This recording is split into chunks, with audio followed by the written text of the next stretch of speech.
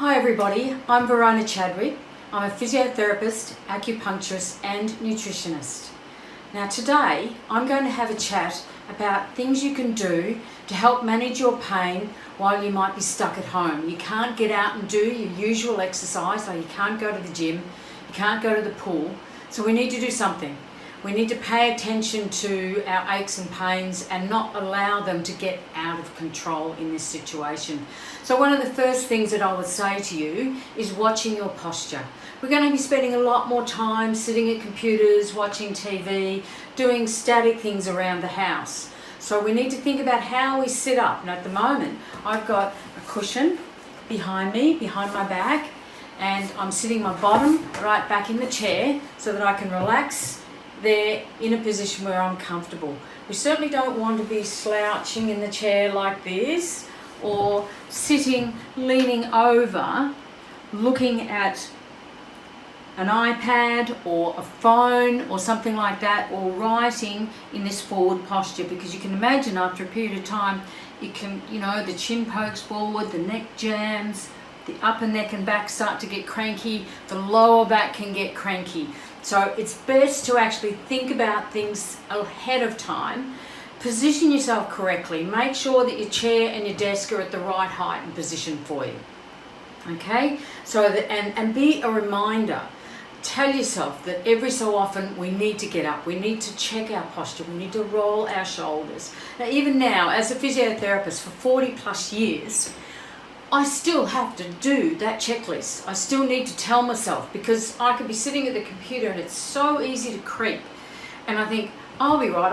And I think, no, you idiot, you're not going to be right. Sit yourself up, because you know at the end of the day you're going to pay for it. So, pay attention to your body and don't let yourself get into that situation. Okay, so that's posture is one of the main things, first of all. So the other thing that I would say to you is get in the habit of doing some stretching, morning and night. So there are specific stretches you can do for both your neck and your back.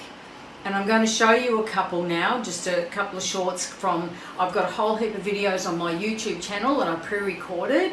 So you can go there and actually get them for free and look at what sort of exercises would be good for you to either loosen up your back, whether it be your neck, or if you've got a sore shoulder or anything like that, that if you feel at home you need some help, then you've got that resource free at hand for you. You start by bending up the knees, keeping the feet comfortably together. Then we just gently rock in the mid-range, because usually when things hurt you don't want to move too much. But the problem is that if you don't move, it'll all set in concrete. Okay, so that's it. Stretching at least morning and night, or if you have an injury, maybe you need to do it 3 or 4 times through the day to help calm. And the rule of thumb is you can't do harm as long as the pain is not getting worse. If you nudge with a direction of movement, whether it be moving your arm or loosening your back, as long as you're working within that pain and it's not getting worse, you will not do harm. Better to move than sit and freeze thinking, oh no, I can't move. If I move, I'm going to hurt myself. Because at the end of the day, when everything knots up, you're going to be a lot worse. Okay, so the next thing I wanted to mention to you is your diet.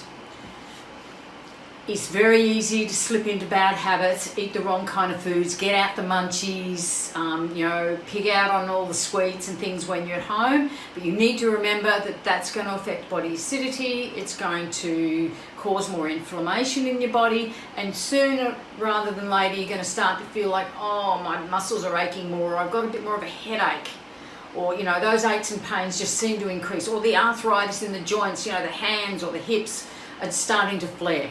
So remember that what you eat can translate into pain or inflammation anything up to 72 hours after you've eaten that food.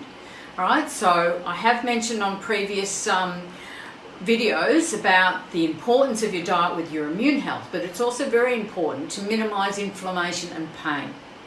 Okay, so remembering about that. If you're not sure, if I have a bit more time to spend with somebody and we think that they may be reactive to certain foods, I might put them on an anti-inflammatory diet for a couple of weeks, or we might take things like histamines and oxalates and gluten out of the diet. Now that's something that you can do having had a chat to me and work out what might be the best thing for you. The other thing too that I didn't mention diet-wise could be FODMAPs with particular sugars that cause wind in your gut and make the tummy upset, and that can cause more pain. Okay, so moving on, there's a couple of other things just before we close today that I wanted to mention, and that's knowing how to do specific massage like acupuncture points.